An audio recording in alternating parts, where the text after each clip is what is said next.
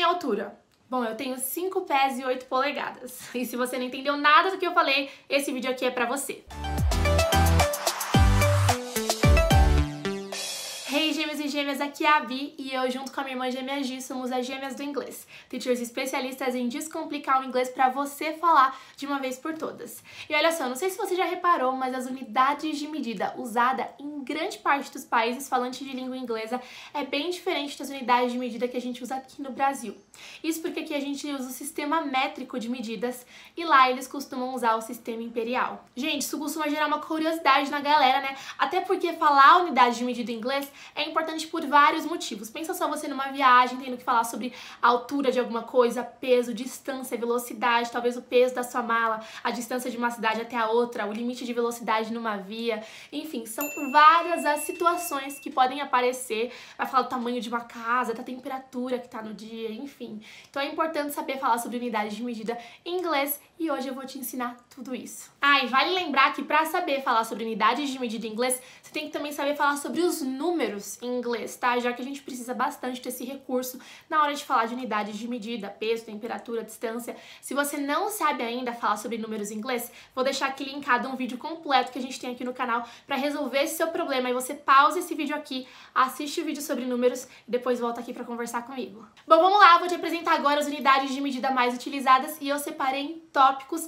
de segmentos diferentes para te ajudar a entender e ficar mais didático, tá? E a gente vai começar com as unidades de comprimento. Bom, essa aqui é provavelmente a que você vai usar mais no seu dia a dia, tá? Nos Estados Unidos e na Inglaterra, a gente não usa metros, não usa centímetros para falar de altura, e sim pés e polegadas, como eu falei no começo do vídeo. Então, por exemplo, gente, se alguém perguntar qual a altura de uma pessoa em inglês e ela tiver 1,80 m, ela não responderia que ela tem 1,80 m, que ela tem 1,80 m, tá? Ninguém entenderia. Nos Estados Unidos, o correto é falar que essa pessoa tem 5 feet and 10 inches, porque esse é o comprimento equivalente usado no sistema de medida imperial, tá? Eu tô usando aí pés e tô usando polegadas. Um outro detalhe importante é que lá você não tem uma altura, você é uma altura, tá? Eles usam o verbo to be, ou seja, você não fala I have 5 feet and 10 inches, você fala I am 5 feet and 10 inches. Dá pra abreviar também pra não ficar tão longo, tão gigante, e ao invés de falar I am 5 feet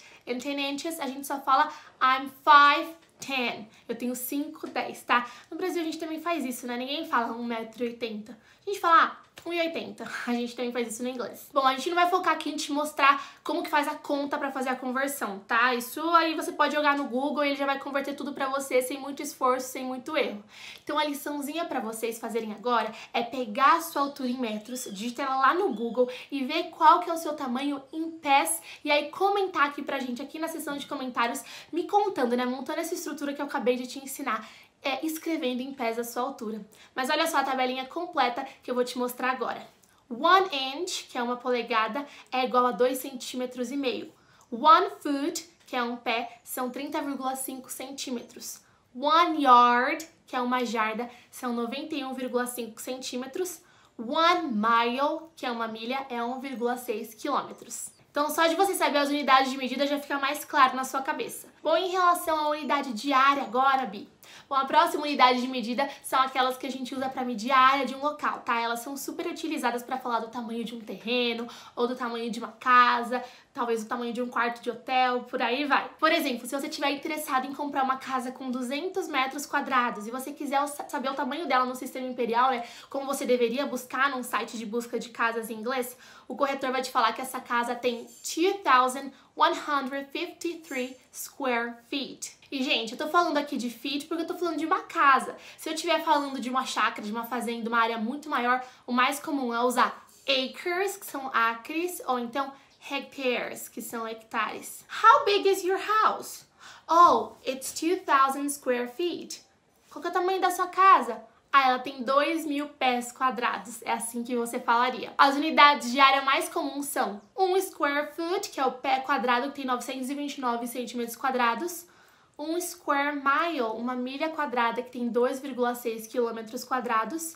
1 acre, que é um acre, 4.046 metros quadrados. 1 hectare, que é 10.000 metros quadrados. Bom, e agora sobre unidades de massa. Para você conversar sobre peso de alguma coisa, o seu peso, o peso de alguém em inglês, você tem que saber falar sobre massa em inglês. E enquanto no Brasil a gente costuma usar gramas, quilogramas, países que usam o sistema imperial, eles possuem outras formas de conseguir medir massa. Então, por exemplo, alguém que pesa 65 quilos. Não vai adiantar de nada se essa pessoa ir lá e falar o peso dessa maneira, né? Usando quilos, porque um falante nativo ele não está acostumado com o nosso sistema métrico, então ele não vai ter nem dimensão do que isso significa. Você tem que falar as medidas em inglês. Para eles entenderem, você vai ter que fazer essa conversãozinha no Google, mas vai ter que entender como converter. E é para pounds, que são libras, que no caso, pensando ali no peso que a gente tinha conversado, equivale a 143 pounds, que são 143 libras. How much do you weigh? Oh, I weigh 143 pounds. Quanto você pesa? Ah, eu peso 143 libras, ou seja, 65 quilos. Gente, as unidades de massa mais comuns são 1 grain, que é 1 grão, que é 0,06 gramas. 1 ounce, que é uma onça, enfim, 28,35 gramas.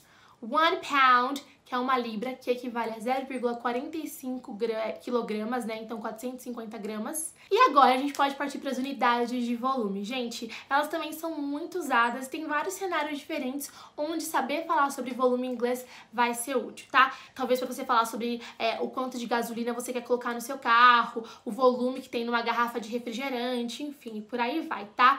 E vamos usar o carro de exemplo, tá? No Brasil, um carro popular ele tem a capacidade de segurar, sei lá, 55 litros de gasolina. Para alguém que mora nos Estados Unidos, por exemplo, o mesmo carro, na verdade, tem um tanque que comporta mais ou menos 12 galões de gasolina. Para áreas que não são líquidas, né, muitas vezes é usado o pé cúbico para fazer essa medição. Por exemplo, para você medir a capacidade de uma geladeira no Brasil, a gente vai usar litros, né? Quantos litros cabem na geladeira. Mas nos Estados Unidos, eles usam pés cúbicos, se você for numa loja comprar uma geladeira. Interessante, né? Bom, e as unidades de volume mais comuns são 1 pint, que é um quartilho, né? Seria como 475 ml nos Estados Unidos ou 550 ml no Reino Unido. 1 gallon, que é 4,55 litros, é o que eu falei, a gente fala da gasolina falando de gallons. 1 cubic inch, que é uma polegada cúbica, que são 16,39 ml. 1 cubic foot, que é um pé cúbico, 28,32 litros. E agora chegou a hora da gente falar de velocidade. Bom, se você for visitar um país que usa o sistema imperial e você decidir alugar um carro, você vai perceber imediatamente a diferença, tá? Porque quando você senta atrás do volante, o velocímetro está em milhas por hora, miles per hour, que é o MPH, e não em quilômetros por hora, como a gente tá aqui acostumado no Brasil, tá? E as placas de limite de velocidade, elas também são sinalizadas em milhas por hora. Por isso, gente, é super importante você se acostumar com o sistema imperial se você for alugar um carro, dirigir em um país que usa esse sistema métrico, tá? Por exemplo, se você for dirigir um carro nos Estados Unidos e levar o ponteiro do velocímetro até o marco 100, na verdade, você vai estar viajando a uma velocidade de 160 km por hora e você provavelmente vai ser multado, tá? Então, só para esclarecer, 1 mile per hour, uma milha por hora, equivale a 1,6 km por hora. Então, lembra de fazer a multiplicação, se acostumar, ver aí quanto é que é o limite de velocidade certinho. Bom, e sobre temperatura, né? A gente já falou aqui sobre um monte de coisa, falou sobre altura, falou sobre volume, falou um pouquinho de velocidade e temperatura. Bom, no Brasil a gente usa Celsius, né? E nos Estados Unidos, em alguns países falando de língua inglesa, a gente usa Fahrenheit, tá? Pensa assim, no Brasil a gente tem dias de extremo calor onde a temperatura, sei lá, atinge 40 graus. Nos Estados Unidos, essa mesma temperatura em Fahrenheit, na verdade, são 104 graus Fahrenheit. Então olha que interessante, né? Eu vou mostrar alguns marcos importantes para vocês da temperatura medida em Celsius e em Fahrenheit. Minus 100 Fahrenheit é igual a menos 73,3 graus Celsius. Minus 40 Fahrenheit é igual a menos 40 graus Celsius. Gente, inclusive, uma curiosidade, é o único ponto em que as duas temperaturas são iguais, tá? 0 graus Fahrenheit é igual a menos 17,8 graus Celsius. 32 Fahrenheit, 32 graus Fahrenheit é igual a 0 graus Celsius, que é o ponto de congelamento da água. Então, se você estiver fazendo uma viagem e ver aí, ó, 32 Fahrenheit, você sabe que possivelmente vai nevar ou vai começar a formar gelo. E 212 Fahrenheit, 212 graus Fahrenheit, é igual a 100 graus Celsius, que é o ponto de ebulição da água, quando a água começa a ferver.